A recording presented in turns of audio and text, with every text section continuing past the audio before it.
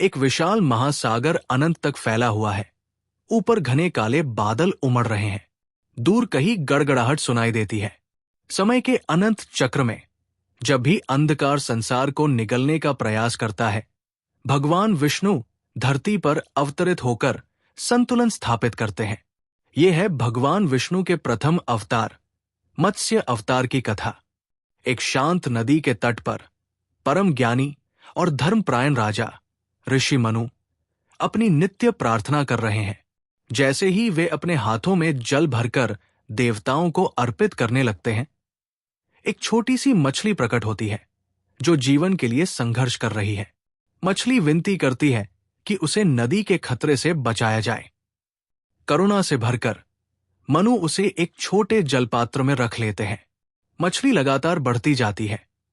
पहले वो जलपात्र के लिए बहुत बड़ी हो जाती है, फिर एक बड़े पात्र के लिए, फिर एक तालाब और अंततः एक नदी के लिए भी। मनु को दिव्य आभास होता है और वे श्रद्धा से हाथ जोड़ लेते हैं।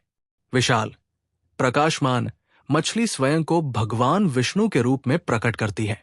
वे मनु को बताते हैं कि शीघ्र ही एक महाप्रलय आने वाली है जो समस्त संसार को जलमग्न कर देगी। वे मनु को एक विशाल नाव बनाने का आदेश देते हैं। विष्णु बताते हैं कि ये प्रलय संसार को बुराई से मुक्त कर एक नए सृष्टि चक्र की शुरुआत के लिए आवश्यक है।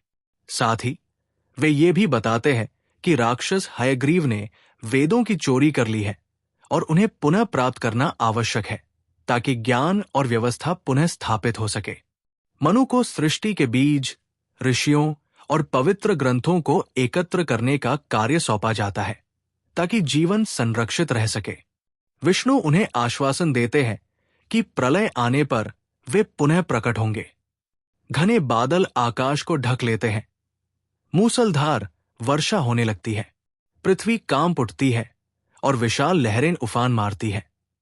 समूची भूमि जलमग्न हो जाती है। मनु अपनी भव्य नौका में ऋषियों और समस्त जीवों के साथ इस भयंकर तूफान में नाव चलाते हैं। तभी महासागर से एक विशाल दिव्य मत्स्य प्रकट होता है जिसके सुनहरे शल्क जगमगा रहे हैं और जिसके सिर पर एक भव्य सींग है। भगवान विष्णु अपने मत्स्य रूप में प्रकट होकर नाव को अपने सींग से बांध लेते हैं और उसे अनंत जलराशि के पार सुरक्षित मार्ग दिखाते हैं। कुछ समय बाद तूफान शांत हो जाता है। नौका हिमालय की चोटी पर आकर ठहरती है। जल धीरे धीरे घटने लगता है और पुनः नवसृजित भूमि प्रकट होती है। मनु और ऋषि इस नई धरती पर उतरते हैं, अपने साथ अतीत का ज्ञान लाकर भविष्य का निर्माण करने के लिए। संसार पुनः सुरक्षित हो जाता है और सृष्टि का चक्र पुनः प्रारंभ होता है। मनु भगवान विष्णु को नमन करते हैं जो उन्हें आशीर्वाद देकर महासागर में विलीन हो जाते हैं। एक सुनहरी प्रभा के साथ सूर्योदय पर्वतों को प्रकाशित करता है। मत्स्य अवतार ईश्वरीय मार्गदर्शन का प्रतीक है जो संसार को सुरक्षा प्रदान करता है।